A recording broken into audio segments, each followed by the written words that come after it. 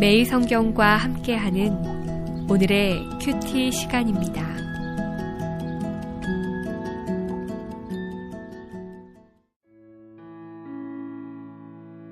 (2월 20일) 오늘의 말씀은 마태복음 12장 38절에서 50절까지의 말씀입니다.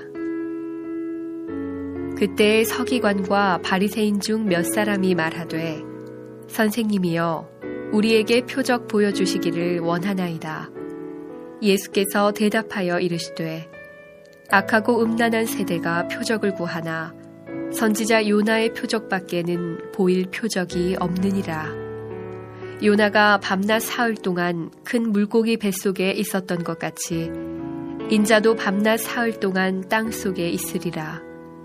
심판 때에 니느웨 사람들이 일어나 이 세대 사람을 정죄하리니 이는 그들이 요나의 전도를 듣고 회개하였음이거니와 요나보다 더 큰 이가 여기 있으며 심판 때에 남방 여왕이 일어나 이 세대 사람을 정죄하리니 이는 그가 솔로몬의 지혜로운 말을 들으려고 땅끝에서 왔음이거니와 솔로몬보다 더 큰 이가 여기 있느니라.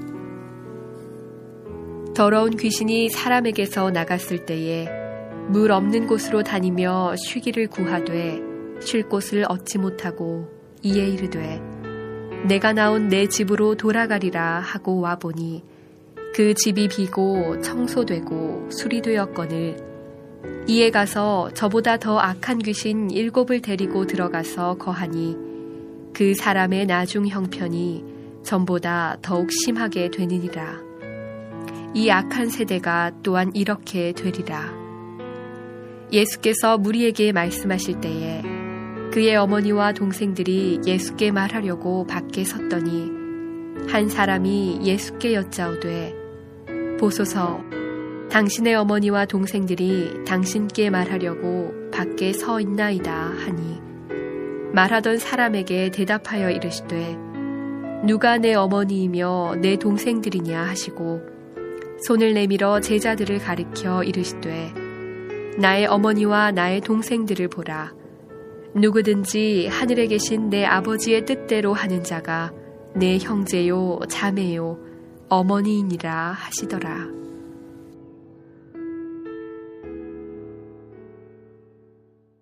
매일 성경 가족 여러분, 오늘은 2월 20일 목요일입니다. 우리에게 새날을 살게 해주신 우리 주 하나님을 찬양합니다. 오늘도 허락된 귀한 삶의 영역에서 기대하셨던 좋은 만남과 주님이 주신 복된 시간을 누리시기를 바랍니다. 오늘 말씀에는 예수님께 대한 바리새인들의 새로운 요구가 등장합니다. 표적을 보여주시오.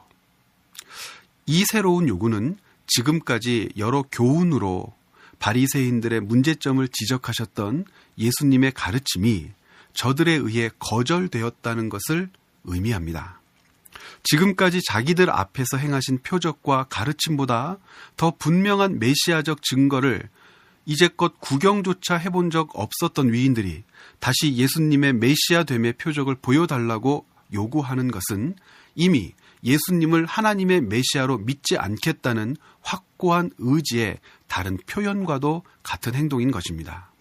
그래서 바리새인들을 향한 악하고 음란한 세대라는 예수님의 규정은 저들의 깊은 속을 적나라하게 드러내는 가장 적절한 진단입니다.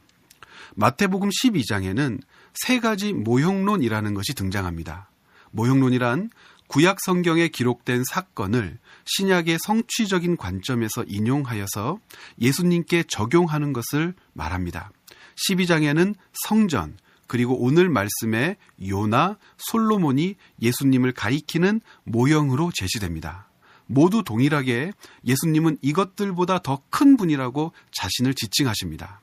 이 세 가지 모형론은 구약 성경의 핵심 주제와 연관되어 있습니다. 그러면서도 오늘 말씀에 질문자로 등장하는 바리새인들의 반응과 대조를 이루는 결론으로 이루어진 사건들입니다. 즉, 성전과 안식일의 존재 이유가 건물과 형식이 아닌 내용과 의미에 있었고 요나가 전한 연약한 복음을 들은 니느웨 사람들은 이방인이었음에도 불구하고 하나님을 거부한 것이 아니라 위로부터 아래까지 회개하고 돌아왔으며, 역시 이방인이었던 남방의 여왕까지도 하나님이 부여하신 솔로몬의 지혜에 반응을 보였습니다.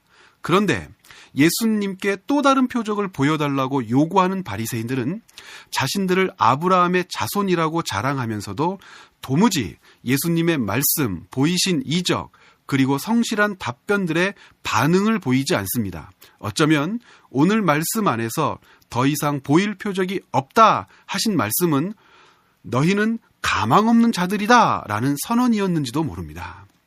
그래서 43절부터 45절은 음란한 세대, 악한 세대, 즉 바리새인들과 같은 눈뜬 소경, 영적인 귀머거리들의 현재 모습과 미래의 결론을 보여주는 가장 적절한 비유인 것입니다. 어제 말씀에서도 우리는 중간은 있을 수 없다는 것을 묵상했었습니다. 깨끗이 치워진 집, 잘 수리된 집이 중요한 것이 아니라 그 집에 누가 거하시는가가 중요합니다. 화려한 화술, 끝을 알 수 없는 성경 지식, 그리고 가혹한 율법의 잣대에 정확하게 반응하는 몸이 중요한 것이 아니라 믿는 것을 말하는 언어의 열매, 아는 것을 살아내는 말씀 앞에서의 겸손한 삶, 형식이 아닌 내용을 중시 여기는 자세로 나아가지 않는다면 솜씨, 지식, 형식은 쓰레기에 불과한 것입니다. 왜냐하면 그것을 사용하고 다스릴 자가 따로 있기 때문입니다. 악을 도모하게 하고 생명을 죽이는 일에 동원될 것이며 하나님의 일을 방해하고 막아서는 것에 사용될 것들이라면 쓰레기보다 더 못했으면 못했지 나을 수 없습니다. 즉 바리새인들이 쌓아왔던 모든 것들은 지금 사단에 의해 사용됩니다. 이 세대, 악하고 음란한 세대로 지목된 바리새인들의 오만한 모습이 결코 우리 삶에 나타나지 않도록 큰 교훈으로 오늘 말씀을 여러분 마음에 남기고 새기시기를 바랍니다. 깨끗하게 치워진 집에 예수 그리스도의 말씀, 그 의, 그 도가 채워지지 않는다면 그것은 아무 쓸모 없습니다. 함께 기도하시겠습니다. 오늘 말씀을 경고의 말씀으로 듣습니다. 성전, 요나, 솔로몬보다 더 큰 주님을 자신들의 알량한 지식과 경험에 견주어 죽이려고까지 모의했던 바리새인들의 악이 결코 하나님을 사랑한다고 고백하는 우리에게 나타나지 않도록 말씀으로 경성케 하여 주시옵소서. 감사드리며 예수 그리스도의 이름으로 기도드렸습니다. 아멘.